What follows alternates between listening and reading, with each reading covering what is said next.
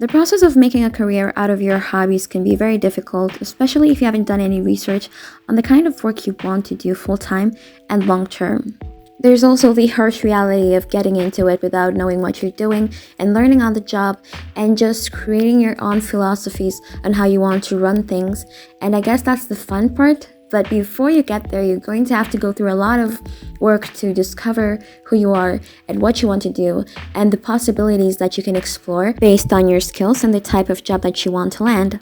But that's the hard way to do things. It takes a lot of time and a lot of skill to get to a point where you can get any job that you want based on your skills.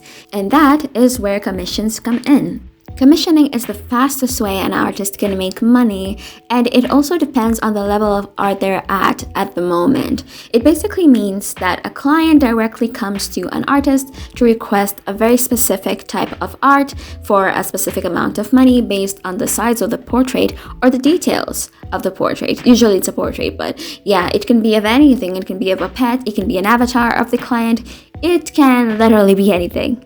Usually the client is someone who's fascinated by the art style of the artist, so they don't expect them to go outside of their comfort zone. They want their art made in the same style that the artist makes all their other work. There are instances where the client expects the artist to go outside their comfort zone to create something completely different, and that's one of the main issues why I made this video. So commissioning is the most direct way an artist can make money without a middleman being involved. But it also has a lot of flaws and misconceptions that a lot of young artists get to learn the hard way. So I'm making this video to maybe talk about my experiences, and maybe if there's a young artist watching this, maybe they'll know that it's not going to be as easy as it usually looks for like bigger creators. And by small creators, I mean every kind of creator. If you're making music, if you paint, if you make digital art like I do, and if you have like 10 followers and you're trying to create a career through commissioning, I want to just be honest with you and tell you how to do this and if this really works for everyone or if it doesn't. But first of all, I would like to quickly go through the do's and don'ts of commissioning. Don't do something that you've never done. Just don't do it. I know, it seems like a missed opportunity to make a lot of money, especially if the work that the client is coming with is just very complex and requires a lot of details. It seems like it will make a lot of money, to be honest, but it's not worth it because you don't know what you're doing. And that means that the client will ask for a lot of corrections to be made, and you'll be just frustrated and burnt out for no reason because you've never trained with this kind of, let's say, software or this kind of medium before. Don't do something that you don't feel comfortable having your name on. Let's think long term here. Maybe you want to work with a studio one day and you want a clean slate, right? I mean, not saying that you shouldn't do something that you love. Do whatever you want to do and what you love to do. But if you're uncomfortable with it, or if it's something that's too controversial and something that you don't agree with personally, with your own philosophies, don't go for it. Because it will make you so uncomfortable and you will have to maybe account for it. And you know, it's just a client, so yeah, but people are still going to judge you for taking that job in the first place. And I'm not just talking about lewd art or something like that. Maybe it's political or religious, or it's something that's xenophobic or racist. To be honest, it can happen. So just do something that you're comfortable with and something that you can put your name on it and say that I did this work, I'm proud of doing this work, and I'm willing to do more of this work in the future. Don't do offers. Don't do the whole buy one get one free thing. You are in no position to be giving out free artwork or free products. Do not suck up to your clients. The most you can do is probably ask them to refer you to other clients, and so that you can get more clients through networking.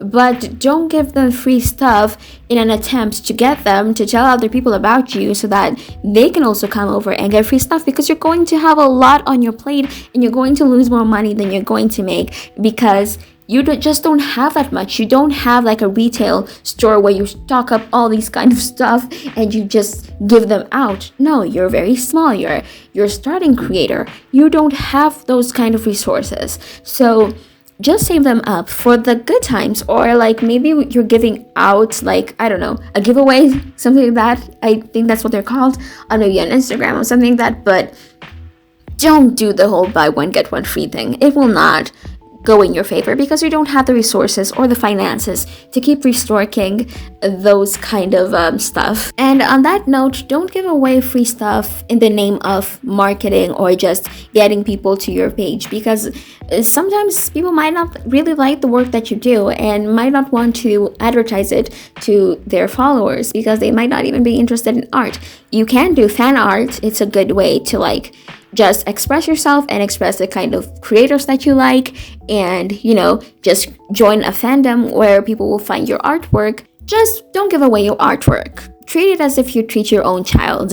There are a lot of don'ts out there, but they're going to be intertwined with the do's. So the things about the do's is just don't do the opposite of the do's. Anyway, let's get started on the do's. Create contracts. You'll thank me later.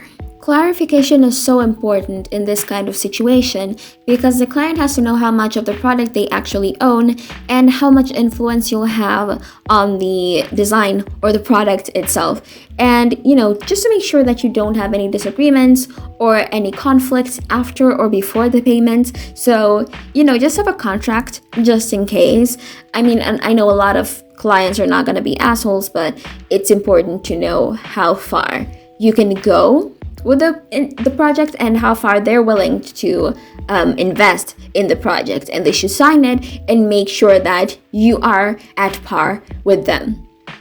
Invoices and receipts are a must. You have to send an invoice and send a receipt to the client so that there's evidence that they either paid or didn't pay for the product that you gave them. A deposit is also very important. It serves as insurance. And I know you might be asking, okay, the client wants to see the work and how far you've gone with the work. Just share it with a watermark because the full price hasn't been paid yet. Consultations. They are very important to understand the vision that the client is going for, because you can't just do something without understanding the meaning behind it or the aesthetic that the client is going for, or why the client wants to make this thing so bad and they need your help out of all the other artists to do this. So do a consultation so that you understand each other and, just to be at the same place when it comes to creativity, and just to be more friendly with your client so that, you don't have any issues along the way. So why don't I feel like doing commissions, or why don't I want to do them anymore?